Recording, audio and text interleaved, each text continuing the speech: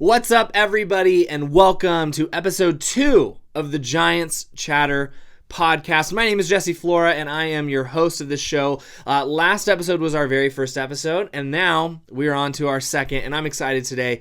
We've got some fun things to talk about. Specifically, we are going to be breaking down the available free agents for this year. We're not going to talk about trades. We're not going to talk about what I specifically think they should do necessarily. I might touch on that.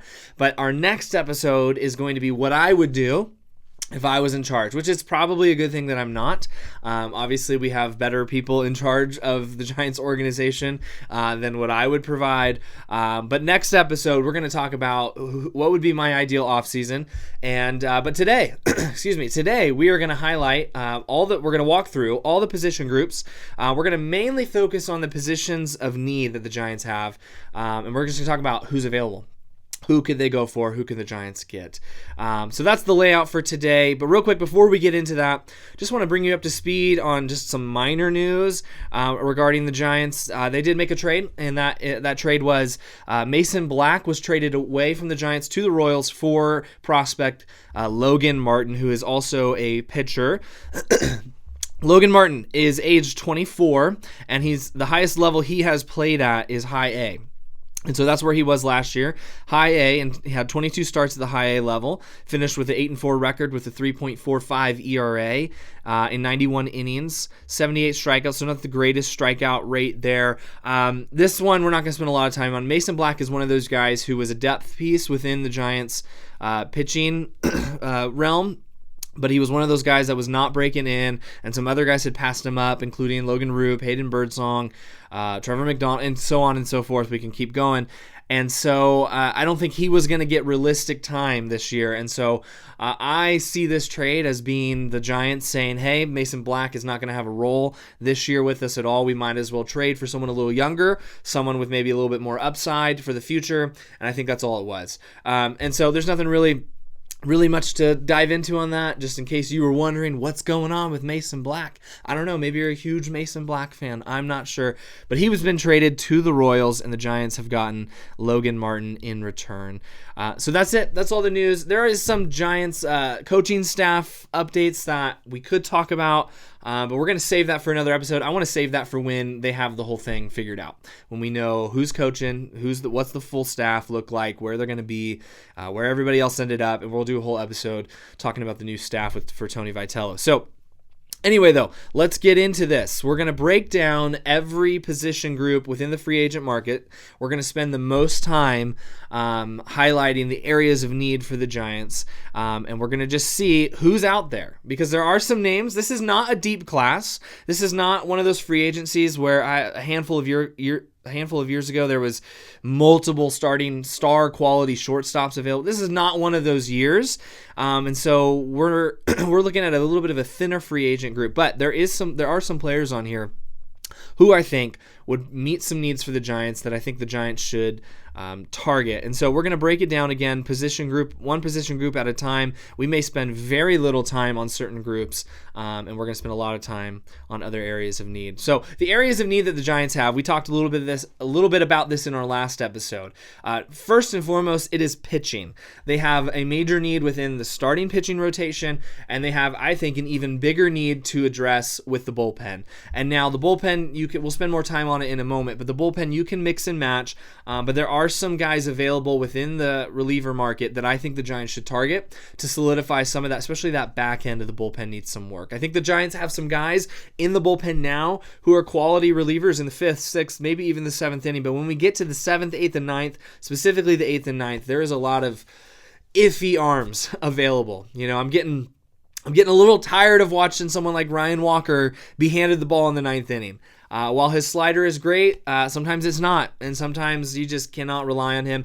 And you saw this in the World Series. Trevor Hoffman was kind of a shaky closer all year. Is that his name, Trevor Hoffman, or did I just mix him up with the Hall of Famer Hoffman? Yeah, Jeff Hoffman. Excuse me. Jeff Hoffman is no Trevor Hoffman. I don't even know if they're related. But anyway, Jeff Hoffman was known for giving up the long ball all season long. That's one of his struggles, his Achilles heel. Pitches well in the postseason, and then gives up the home run ball at the most important part to Miguel Rojas, and the Dodgers win the World Series. So I feel the same way when it comes to the Giants bullpen, where late in the game, I don't know if I can trust these guys that they have now. Randy Rodriguez, absolutely, yes. But Ryan Walker, no. I do not trust Ryan Walker to get the ball in the ninth inning and to lock it down more times than not. And so I'm already getting into the bullpen for some reason, so maybe we should just start there. So that's what we'll do. I'm already diving into the bullpen. I'm going out of order. I was going to start with position players, but why not? Let's start with pitching first. So let's address the bullpen a little bit first. And so the bullpen, if Randy Rodriguez was healthy, this would be a very different offseason. But Randy Rodriguez has had surgery. He will not be pitching next year. And that is a bummer because he was lights out this year for the Giants. He was lights out. All-star, and we were looking at him thinking, this is it. This is our future closer. Duvall was not living up to expectations and was eventually traded. And so this is it. This is our chance. This is our guy, because Ryan Walker wasn't pulling it off either. Eric Miller looked good, but he had some injury issues. So if Randy Rodriguez was not hurt, this bullpen search would look a lot different. It would look a lot more like, okay, let's fill some holes. We've got the ninth inning taken care of. Let's address the sixth and the seventh. And okay, who's our lefties?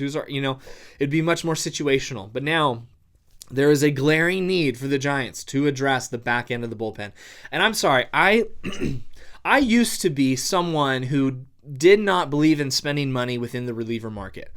I used to think it was a waste of money. I think it was burnt from watching the Giants give Mark Melancon a large contract, and then just him being an absolutely terrible closer for the Giants. Especially coming from the year before, the reason the Giants lost in the postseason was because of a shaky back end of the bullpen, and so they addressed that need with Mark Melancon, and he just let us all down. They spent a lot of money, and so I think maybe from there, I don't like the idea of giving someone who's going to pitch 50 games, 1 inning at a time, 60 games, however much it is, a lot of money. But you know what?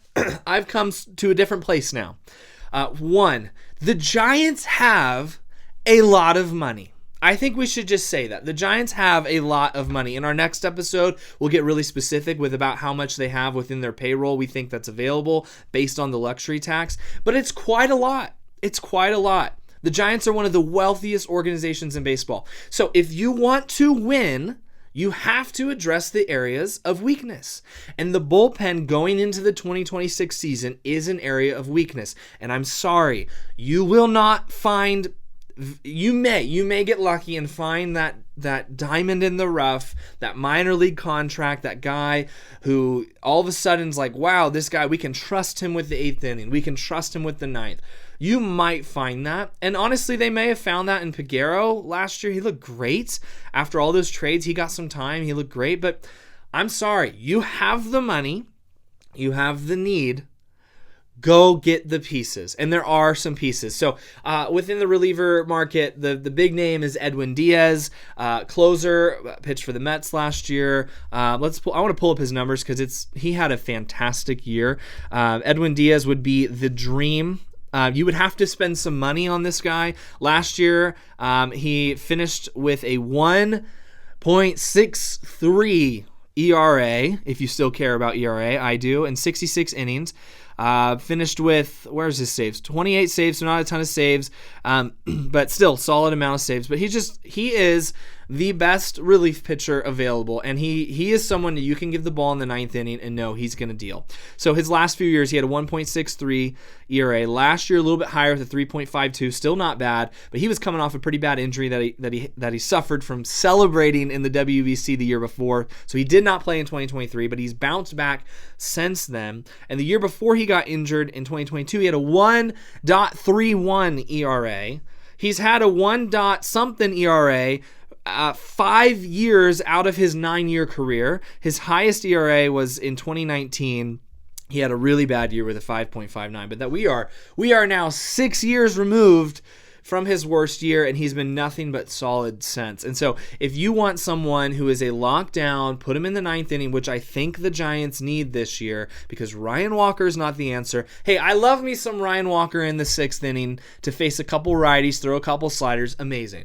But I do not want him in the 9th. So go get someone like Edwin Diaz, he's a great option. There's also Robert Suarez. He's a little older. He's 35. I'm not a huge fan of him being brought over. Rafael Iglesias, also a little older, 36. He's a good, solid closer who was on the Braves. He's available. And then there's some guys who might need some work to bounce back. Devin Williams. Let's look at Devin Williams, a big name that we probably have all known from his time on the Brewers, went over to the Yankees and just didn't quite have it. But you know what? There's something about Yankee Stadium. Can we just admit that place, they need to do something because Aaron Judge is great. Aaron Judge should not be hitting that many home runs every year. I have watched some games whether it's the Giants playing at the Yankees or just a random Yankees game or a playoff Yankees game where there's a pop fly to right field and it's gone 10 rows deep. So anyway, for a pitcher, the numbers for a pitcher at Yankee Stadium, I honestly almost view it similar to Coors Field. I know it's not the same. I know Coors Field's much more exaggerated, but at Yankee Stadium, it is a hitter's park. You hit a pop fly to right field, it's gone. And so when you look at Devin Williams' numbers with a 4.79 ERA, had a down year. Now, he might be the perfect person to go after if you're not willing as Giants front office to spend the big bucks on someone like Edwin Diaz. Why not take a flyer on Devin Williams, who will still cost some money? He'll still cost some money, but he's not going to cost Edwin Diaz money. And he's coming off a down year, so he'll be a little discounted, and you take a shot on him. He may be one of those guys that's looking for a one-year deal with a high AAV, with a high ticket price, so maybe you spend a little bit more, but just for 1 year.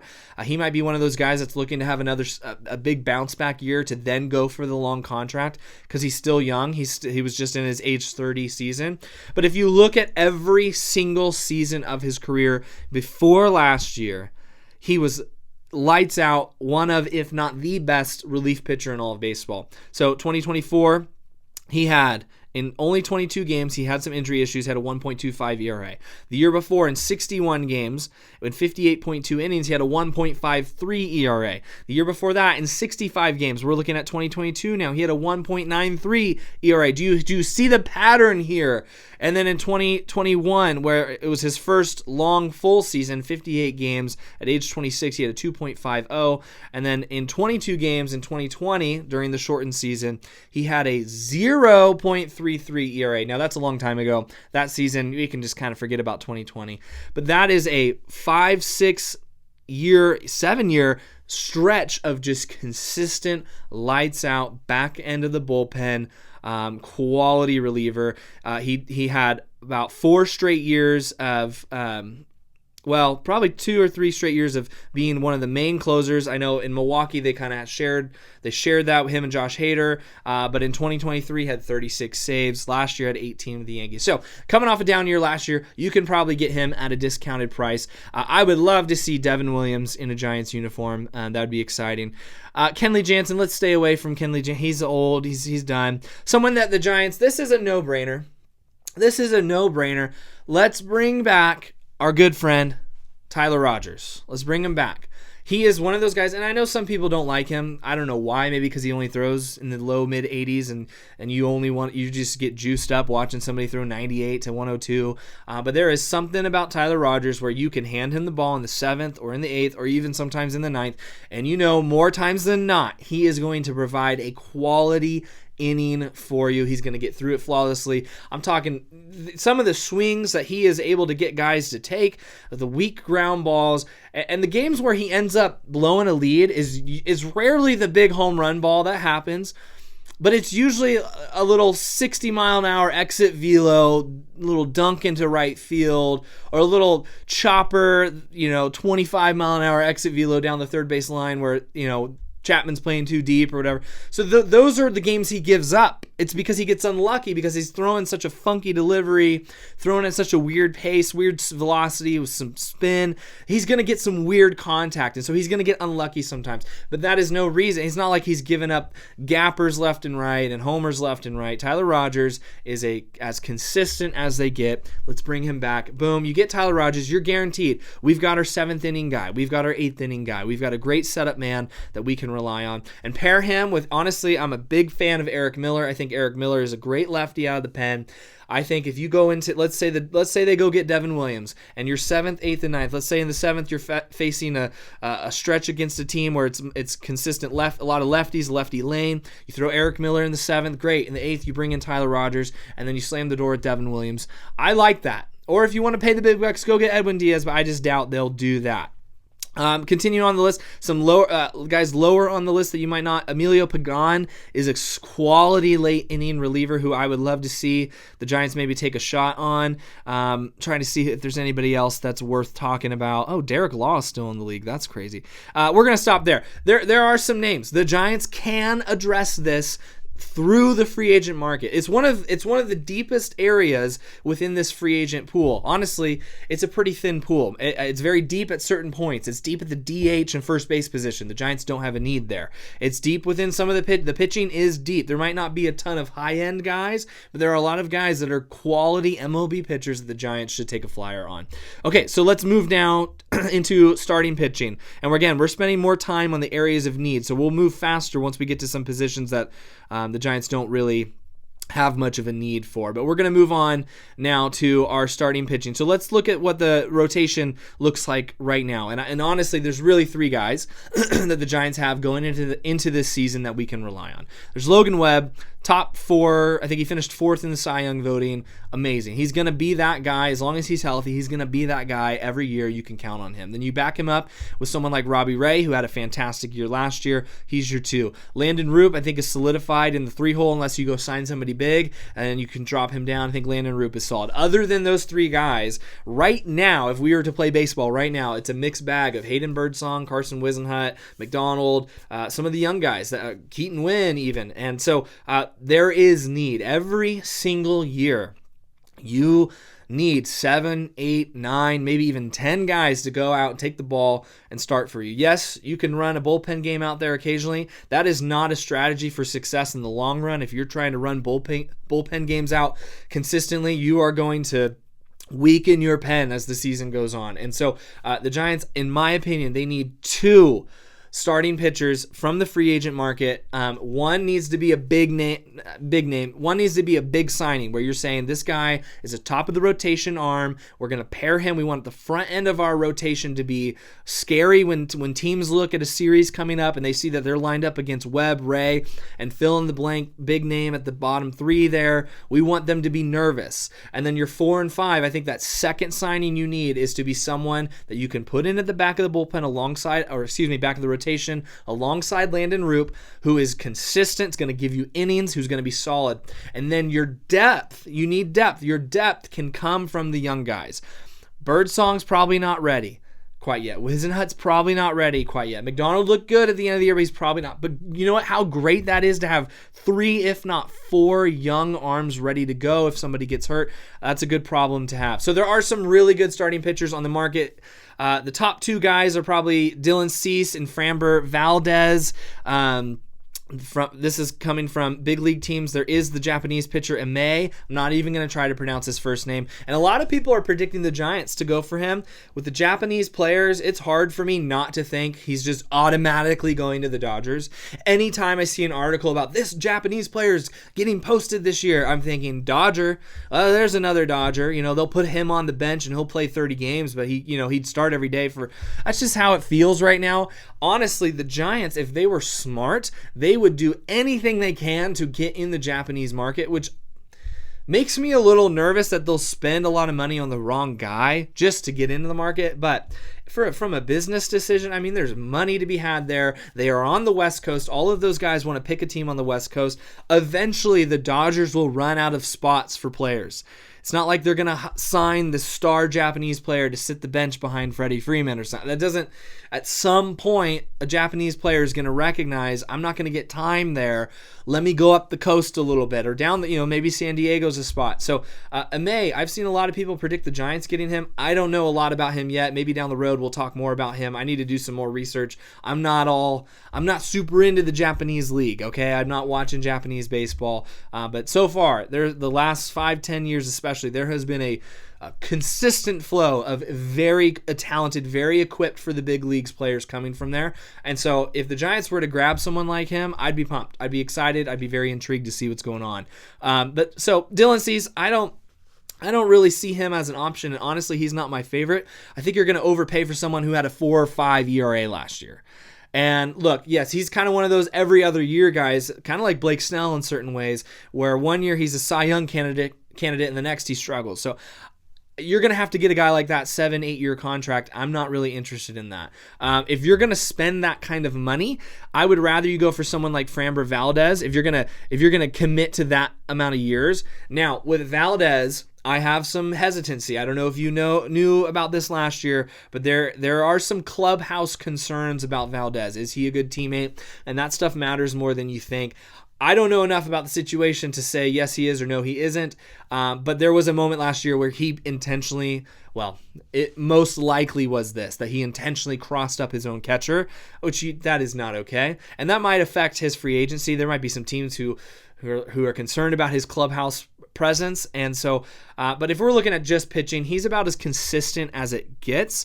He's going to give you quality 30, he's had some slight injuries. 2024 he pitched in 28 games. Other than that, since 2021 he's pitched in made over 30 starts, right around that 190 to 200 inning mark, which is amazing. We need more people like Logan Webb in the league, and he's going to land within that upper 2 ERA to mid 3 ERA. That is as consistent every single year. That is as consistent as it gets. And so he is a lefty, and so you would have, if you got him, you would have 2 lefties right there in the middle of the rotation if you care about that. Sometimes that doesn't matter. Sometimes that's a good thing when you face a team that struggles against lefties to throw back-to-back lefties. So that doesn't really matter. But if you want to spend the big money, you want to give out a 6-7 year contract to a starting pitcher, which I'd be surprised if they did, that's who I would go for. If you're going to get a big name, I'd choose him over Framber Valdez. Other options are Ranger Suarez. He's available.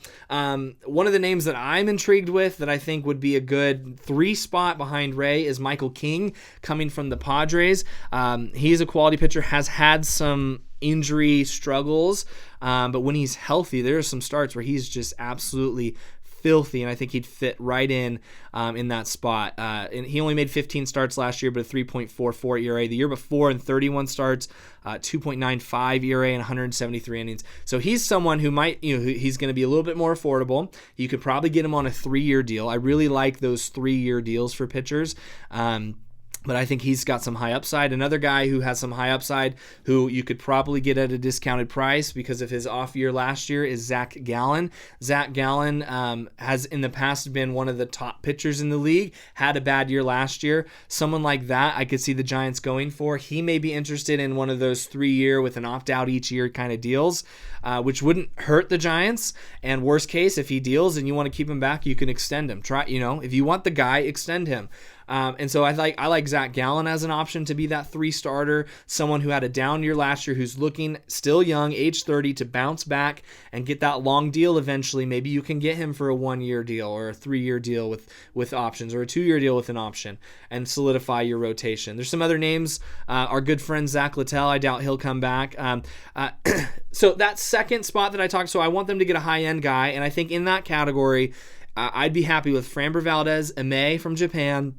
I'd be happy with Michael King and Zach Gallen. I would consider them, those are you're counting on those guys to be front-end starting pitchers. That second spot, that back end of the rotation anchor, if it's not Justin Verlander, which I think it should be. There's no reason not to pursue bringing Justin Verlander back. He started a little shaky, but he ended up being so solid and so unlucky throughout the year. So maybe he doesn't want to come back. Maybe he has a bad taste in his mouth. I know his family, they live, I think, in Florida, and so that's far. And but if it's not him, here's my honest opinion. I don't want it to be Max Scherzer.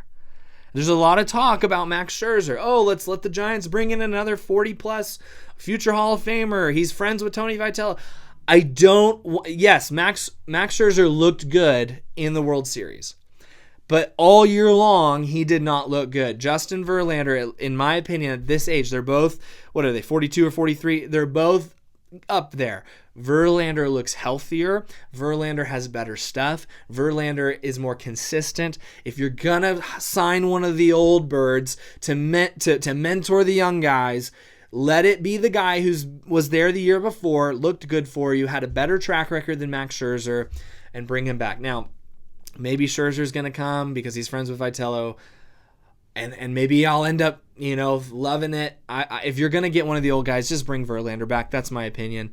And so if not Verlander, you need someone at the back of the rotation to be that guy. So there are some guys lower who are going to be a little bit more affordable. Look at a guy like Lucas Giolito.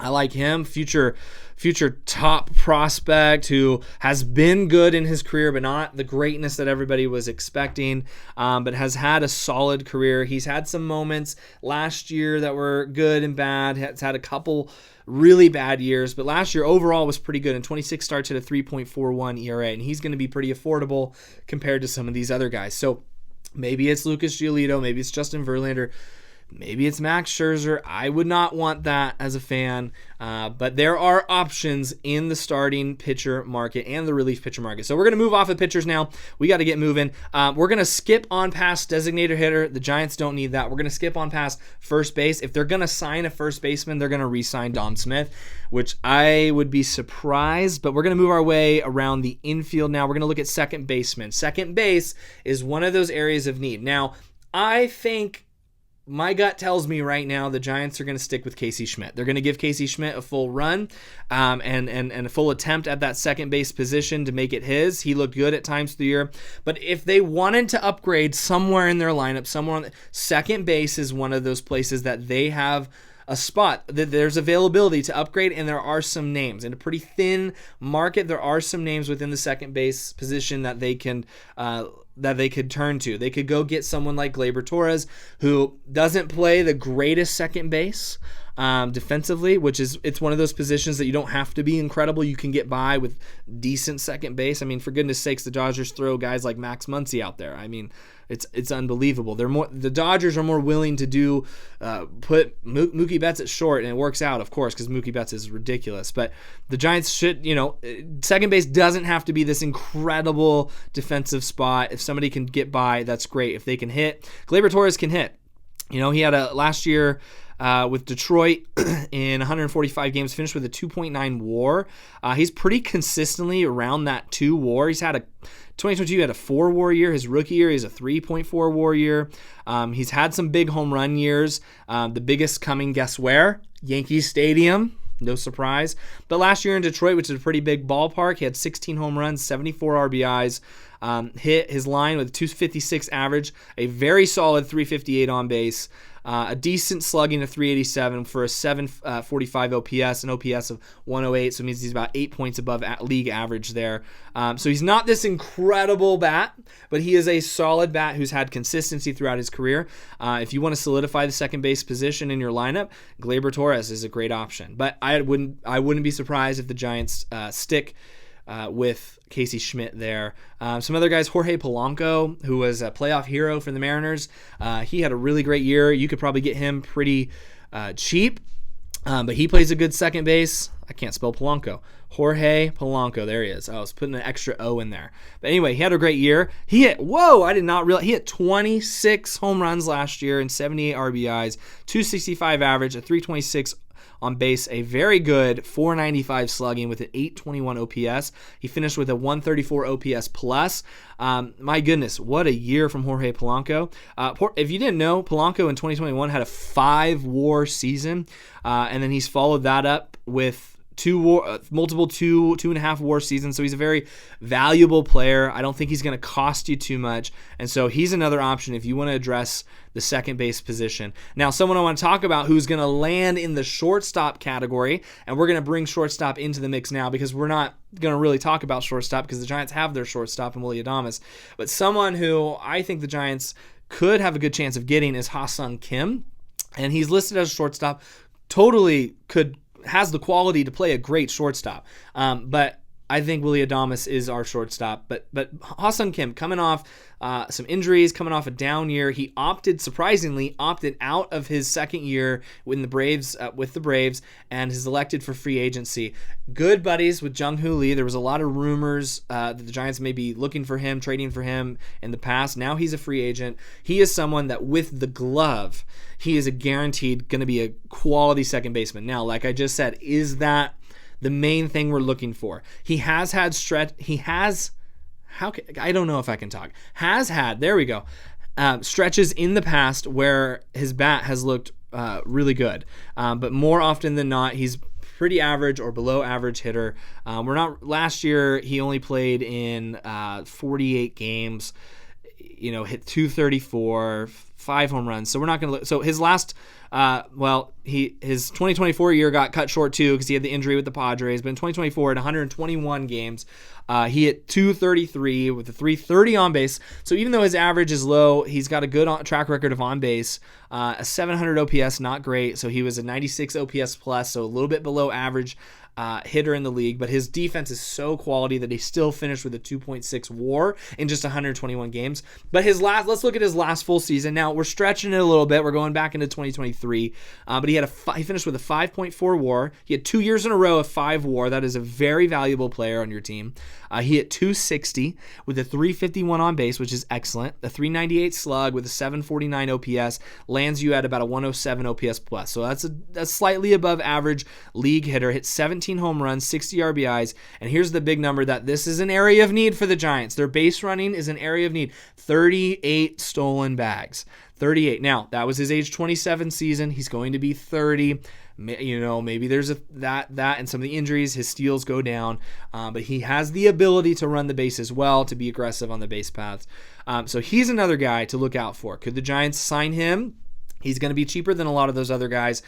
You have a guaranteed quality glove at second base. If Adames goes down with an injury, you have a guaranteed quality glove to fill in at shortstop, which is a big deal. If your shortstop goes down, it's a big deal. It's important to have someone to come in and fill him and play that position at a high level. He would guarantee that. He would make the team super deep. It would allow Casey Schmidt to kind of be that backup third, second, and short, and even first baseman. It would allow someone like Tyler Fitzgerald, possibly, if he makes the team, to be a super utility to float around the infield and the outfield. It would deepen the team tremendously, and so I like that idea. And I think you could get him for pretty affordably. Let's move into the hot corner, third base. This is an area where the Giants have zero need. Matt Chapman is a stud. Casey Schmidt can fill in if he gets hurt and play decent third. Now let's move on from third base, and we're going to look at our last area of need, which is the outfield. Left field, I think.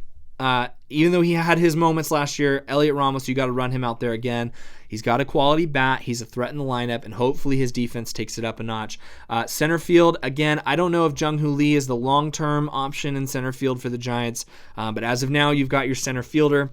It would be nice. Right field's the hole. Right field's the area where they can go get somebody. It would be nice to get someone who can play a good right field, because the right field at Oracle Park is a lot different than most right fields. I've been hating on the Yankees today. I don't really know why, but their right field's a lot different than Oracle Park's right field. The right fielder in Yankee Stadium doesn't have to do much, because if a pop fly comes to him, he's either going to catch it or it's a home run. There's not really much to do. The Giants right fielder has to deal with the brick wall and all the caroms coming off the wall, as well as the big triples alley. And so it would be nice to find a very high quality right fielder, but also someone who could fill in and play a good center field. Okay, so center field options, there are a few, and then right field options, there are a few as well. Obviously, let's start with center field. We've got Cody Bellinger, Harrison Bader, Trent Grisham, Cedric Mullins.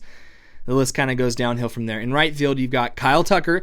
That's the big fish in the market in free agency. Mike Yastrzemski is second on the list there.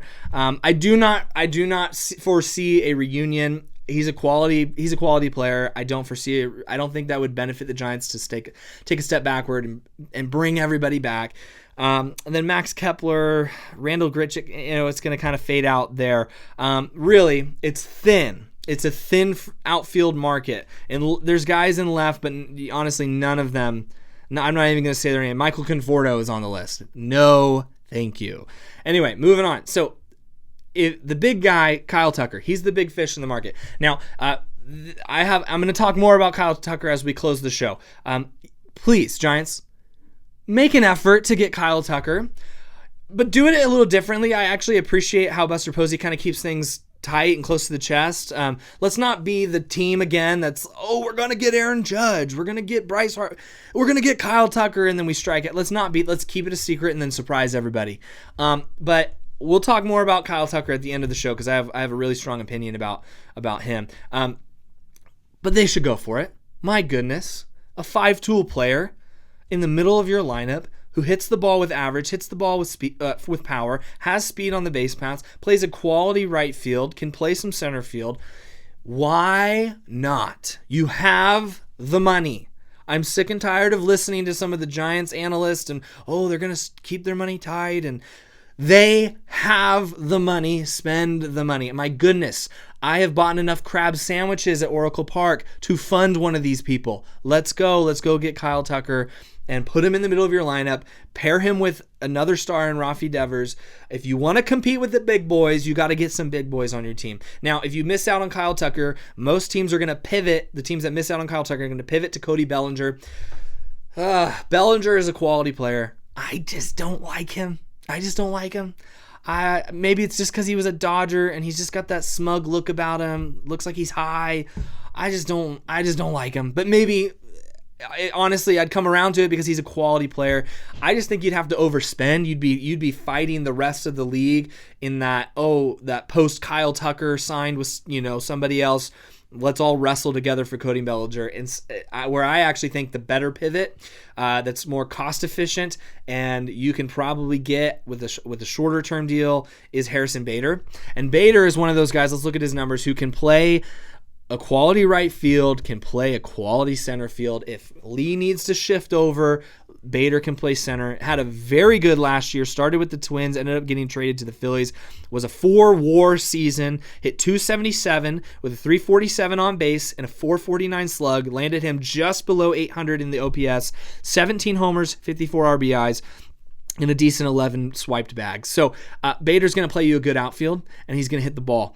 And he could fit in towards the back end of that lineup and be a quality bat in the back of the lineup. And you can get him probably for 2-3 years. I doubt 4, but maybe.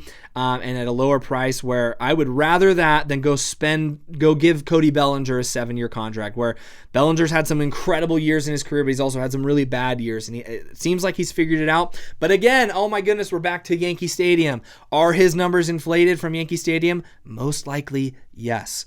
So if not Kyle Tucker, please pivot to Harrison Bader, Giants. But if you do get Cody Bellinger, I'll probably be excited about it. Anyway, that kind of gives you the landscape of the free agent market. We're going to end our time today with one of the segments I wanted to do. Last time we ended with a random Giants player search. We'll do that occasionally, where we'll ask AI to give us a random Giants player from the 90s or the 2000s just to reminisce on. This time is Jesse's hot take, and it has to do with Kyle Tucker. And my hot take is this: if the Giants don't sign Kyle Tucker, the Dodgers will.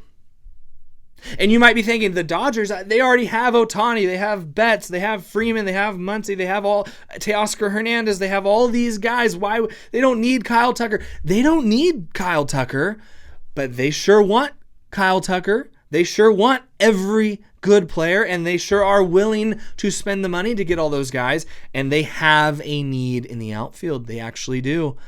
Teoscar Hernandez plays a awful outfield. And they would probably love to move him off of the outfield or move him to left field and put someone like Kyle Tucker into right field. Can't you see it now? It gives me nightmares. Kyle Tucker in a Dodgers uniform. And I'm telling you, and I'll even add the Mets to this mix. If the Giants or the Mets don't sign Kyle Tucker, the Dodgers will. The Cubs aren't going to do it. The Cubs are not going to do it, in my opinion. Maybe. They're not. I don't think they're going to re-sign him. They've got some young guys that they're excited about in the outfield. If it's not the Giants, and if it's not the Mets, it's the Dodgers. And as Giants fans, that should tick you off. Because those guys don't need any more help. They're spending all the money. They're getting every free agent they could ever want. It's time for the Giants to step it up and go get someone like this. Even just for the sake of keeping him off the Dodgers, because you're going to have to play the Dodgers a bunch. If you want to compete for the NL West, which you claim to do, and you don't want to be satisfied with barely squeaking into that third spot in the wild card race, go get the big boys. Go spend the money. I'm telling you right now, mark my words, if the Giants or the Mets don't sign Kyle Tucker, he will be wearing Dodger blue, and we will all be ticked off watching Giants-Dodger games as they go back to back to back. Kyle Tucker, Freddie Freeman, and Mookie Betts all take us yard. Oh, and then Ohtani too. Ugh, I hate the Dodgers. So Giants, do something about it. Step up. The Padres are going to go backwards. It's time to take a leap above the Padres, and it's time to challenge the Dodgers. Go get Kyle Tucker. That's all I'm saying. We're going to end the episode there. Again, my name is Jesse Flora. You've been listening to the Giants Chatter podcast. As of now, in the offseason, we come out with 2 episodes a week. Once spring training rolls around, we're going to switch to 3. We're really going to start pushing this show on social media. So do us a favor if you're listening and you're like, I like this. I want to be a part of this as it grows. Like and subscribe, follow us, share with people you know who love the Giants and want to hear more about the Giants and are sick and tired of boring, stale, out-of-touch podcasts about the Giants, which most of them are. And I'm not claiming to be the perfect answer, but this is the reason I'm doing this show, is because Giants baseball is too much fun and too important to me for there not to be a good podcast on, and so I'm trying to fill that need. So anyway, we'll see you guys next time. Have a good weekend.